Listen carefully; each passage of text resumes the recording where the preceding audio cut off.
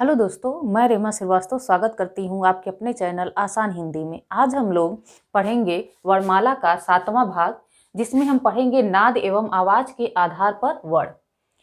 इसमें हम देखेंगे कि नाद एवं आवाज के आधार पर वर्णों का विभाजन कैसे हुआ है। नाद एवं आवाज के आधार पर वर्ण दो प्रकार के होते हैं, अघोष और सघोष।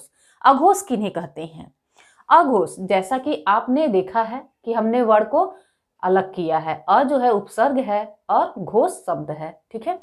तो अघोष, अ का अर्थ होता है नहीं, अघोष का अर्थ होता है झंकार, घोष का अर्थ होता है झंकार। यानी जिन वर्णों के उच्चारण में झंकार नहीं होता है वही वर्ण क्या कहलाते हैं? अघोष कहलाते हैं। सघोष, स और घोष, इसमें स उपसर्ग लगा है। स का अर्थ होता है साथ सहित, तो यहाँ पे सघोष यानी जिसके उच्चारण में झंकार होता है, यानी वो झंकार के साथ उच्चारित होता है, वही वर्ण क्या कहलाते हैं? सघोष कहलाते हैं। अघोष और सघोष, अघोष वर्ण वे वर्ण कहलाते हैं जिनके उच्चारण में झंकार नहीं होता है, और सघोष वे वर्ण कहलाते हैं जिनके उच्चारण में झंकार होता है। तो वर्णमाला में ऐसे कौन कौन से वर्ण हैं जिनके उच्चारण में झंकार नहीं होता है या फिर जिनके उच्चारण में झंकार होता है? चलिए देखते हैं। तो वर्ग का पहला वर्ण और दूसरा वर्ण, वर्ग का पहला और दूसरा वर्ण क्या होता है? अघोष होता है। हम देखेंगे कि वर्ग का पहला वर्ण, दूसरा वर्ण, सभी वर्ग का पहला दूसरा वर्ण क्या होते हैं? अघोष होते हैं, अघोष होते हैं। इसके अलावा तीनों स क्या होते हैं? अघोष होते हैं। तालव्य स, मूर्धन्य स और दंत स, ये तीनों ही स क्या हैं? अघोष हैं। इस तरह हमारा ट्रिक एक तरह से बन जाता है कि 12 सकार, यानी वर्ग का पहला दूसरा 12 सकार अघोष, 12 सकार अघोष, बाकी सब सघोष, बाकी सब सघोष। बाकी सभी वर्ण क्या होते हैं? सघोष होते हैं, चाहे वह स्वर वर्ण हो सभी, या फिर वर्ग का तीसरा चौथा पांचवा वर्ण हो, या अंतस्थ व्यंजन हो, या संयुक्त व्यंजन हो, या फिर ह हो, यानी कि ये सभी वर्ण क्या हैं? सघोष, यानी कि इनके उच्चारण में क्या होता है? झंकार होता है। और 12 सकार अघोष, याद रखेंगे कि 12 सकार अघोष, बाकी सब सघोष। तो नाद एवं आवाज के आधार पे बस हमको इतना याद रखना है कि 12 सकार अघोष होते हैं, बाकी सब सघोष होते हैं।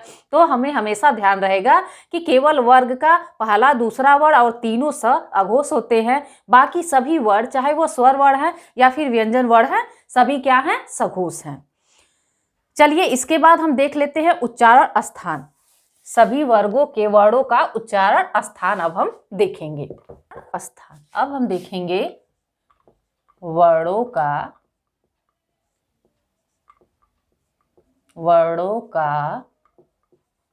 उच्चारण स्थान।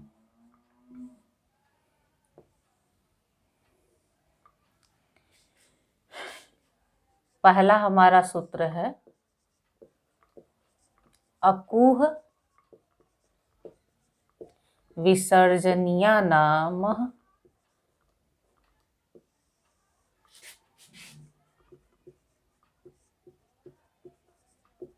कंठ। हमारा सूत्र क्या है? अकुह विसर्जनीया नाम कंठ। इसके अंतर्गत हम देखेंगे कौन कौन से वर्ण आते हैं। अकुह, पहले तो देखेंगे क वर्ग आ जाएगा, क, ख, ग, घ, अंग, और इसके बाद अ आ जाएगा। अकुह विसर्जनीया, अब विसर्ग आ जाएगा और ह आ जाएगा। यहाँ पे ह है, यहाँ पे अ है, और विसर्ग है, ये विसर्जनीय से समझिए कि विसर्ग हो गया, और उसके बाद पूरा क वर्ग। तो ये हमारा सूत्र था अकुह विसर्जनीय नाम कंठ, यानी इतने वर्णों का उच्चारण किससे होता है? कंठ से होता है। इतने वर्णों का उच्चारण स्थान क्या है? कंठ है। दूसरा सूत्र हम देखेंगे। दूसरा सूत्र है हमारा ईचू यशानाम, ईचू यशानाम तालु, ईचू यशानाम तालु। ईचू यानी दोनों ई आ जाएगा, उसके बाद य आ जाएगा, तालव्य स आ जाएगा और फिर च वर्ग पूरा, च छ ज झ ई।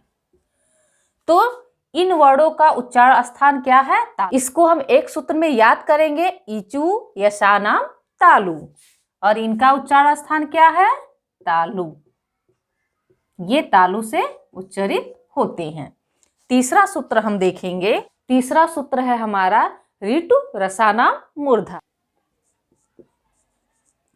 ऋतु रसानाम, ऋतु रसानाम मूर्धा, मूर्धा। ये हमारा सूत्र है ऋतु रसानाम मूर्धा। इसमें देखेंगे कौन कौन से वर्ड आते हैं। तो देखिए, री आएगा, मूर्धन्य स आएगा, उसके बाद र आएगा, इसके बाद पूरा ट वर्ग आ जाएगा, ट ठ ड ढ ड़। तो ऋतु रसानाम मूर्धा, इसके अंतर कितने वर्ड आ रहे हैं? 2, 4, 6 और 8। इन सभी वर्णों का उच्चारण स्थान है मूर्धा और इसका सूत्र है ऋतु रसानाम मूर्धा। एक साथ हम इनको याद कर सकते हैं। अब हम देखेंगे चौथा सूत्र। चौथा सूत्र है हमारा ऋतु लसा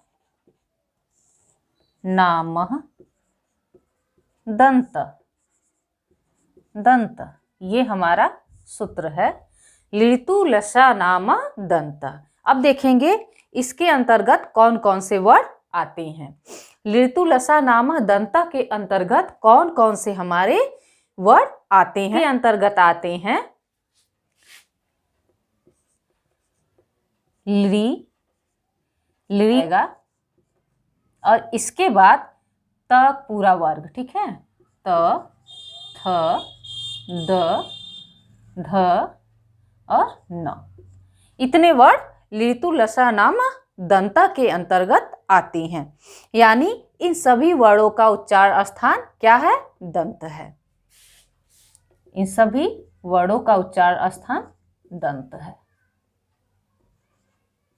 दंत है, और इसका मूर्धा है। इसका उच्चारण स्थान मूर्धा है। ठीक है, तो ये हमारे 4 सूत्र हो गए। अब हम देखेंगे पांचवा सूत्र हमारा क्या है। तो पांचवा सूत्र है, देखते हैं पांचवें सूत्र। पांचवा सूत्र है हमारा, पांचवा सूत्र है उपपदा,